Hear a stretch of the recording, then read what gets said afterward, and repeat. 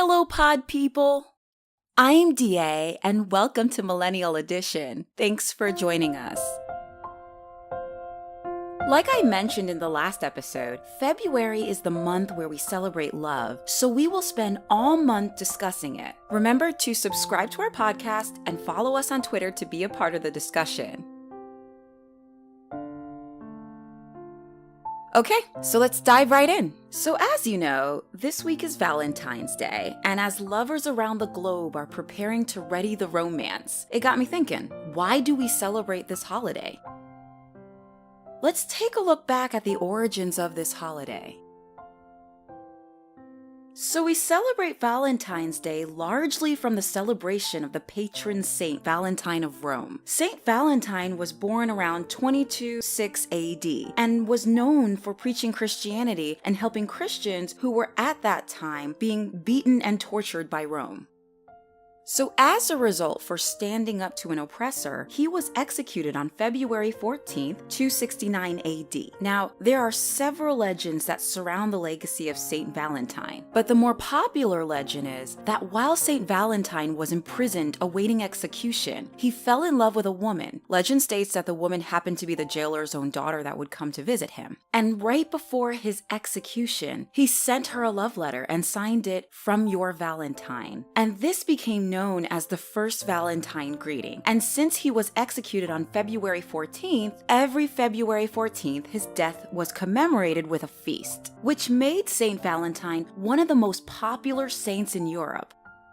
By the 5th century, Pope Gelasius, who served as Pope of Rome from March 1st, 492 to November 19th, 496, he declared February 14th as the official day of Valentine's Day. At that time, countries like France and England believed that February 14th was the beginning of mating season for birds, so it was quite befitting for the countries to celebrate the legend of Saint Valentine's then.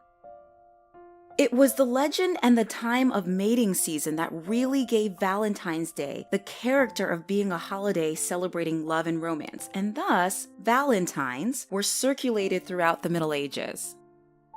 Now, Americans also circulated handmade valentines as early as the 1700s, but it was a Massachusetts native, Esther A. Howland, who was an artist and a savvy businesswoman who in 1840 was the first known person to mass-produce valentines. She was known as the Mother of the Valentine for her colorful creations made out of scraps of ribbon and lace. In our modern society, approximately 145 million Valentine's Day cards are circulated each February 14th, as reported by the Greeting Card Association, making it the second largest card distribution day right under Christmas. And I guess, well, the rest is history.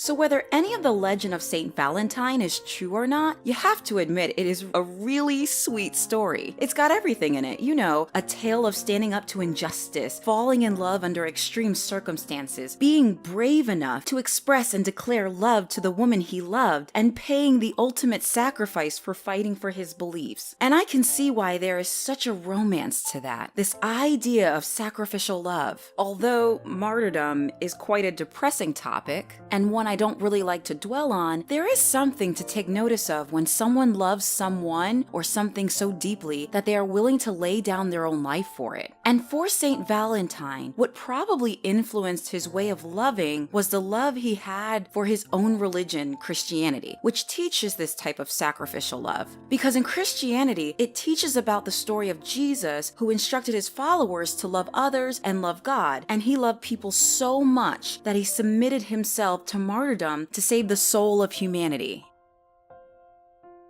Now, I know that there are many of you that may find the legend and this whole holiday kind of commercialized and hokey, and of course, there is a lot of truth to that since our modern society always seems to find a way to monetize even our most sentimental experiences. But whether I am in a relationship or single, I have to admit I kind of love Valentine's Day. Now, I know some of you are cringing at the thought of that, but just hear me out. It's a day where we can all pause and think about love, whether that is loving a spouse or a partner or family member, maybe a friend or a loved one. It's a day where we can put focus on love and should focus on it. And much like the patron saint to whom this day is named after, I want the way I love to be extraordinary. I want to love sacrificially, in that I would stand up to injustice and fight for fairness for my fellow neighbor. I want my love to be bold and full of expression, that I write it down and I'm not ashamed to give it to the person or people that I love. I think, if the legend be true, we could learn a lot from Saint Valentine. After all, what greater story of romance could there be than a man who fought for religious tolerance and freedom from oppression, still daring to fall in love so expressively and deeply while awaiting his execution, so that when his life ended, his declarations of love would live on well past his death. In such sorrow, injustice, and turmoil, he left this earth with love as his legacy. Now, I know on this holiday, it is fun to get caught up in the balloons and the flowers and the candy and the romantic dinners, and yes, of course, the Valentines. But this Valentine's Day, let's think about this idea of loving in the face of chaos and turmoil, and this idea of sacrificial love, not literal martyrdom. I mean, let's reflect on a love that requires more from us than simply loving when times are good and the commercialized gestures.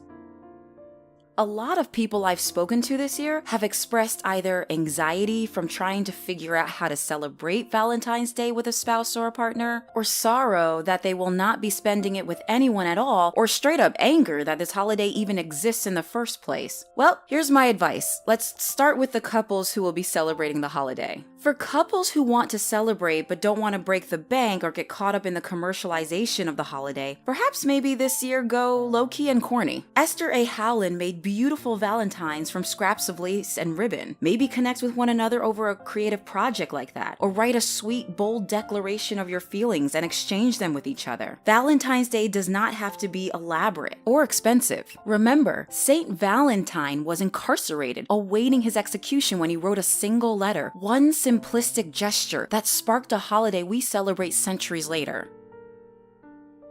Now, if you are single and celebrating the holiday alone, well, what an awesome opportunity to show some self-love, spend the day doing something extra sweet for yourself, something that makes you feel awesome. Or go out and show some love to someone else, maybe a friend who is also spending the day alone, or a family member. Or maybe you can volunteer your time for an organization or members in your community. Now, for those who hate Valentine's Day altogether, I really don't know what to tell you. No judgment at all. But the purpose of the day is to spend the day showing love. So perhaps maybe use the day loving something, even if you have to find a way to fall in love with Valentine's Day itself. I'm sure if you think about it, there might be something you find redeemable about the day, even if it is that you only have to endure the holiday just once a year and only for 24 hours. Whatever your status or where you are in life, spend the day either showing love to yourself and or someone else. Now go out and spread love. Thanks for joining us for this episode of Millennial Edition, and I look forward to engaging with you all soon.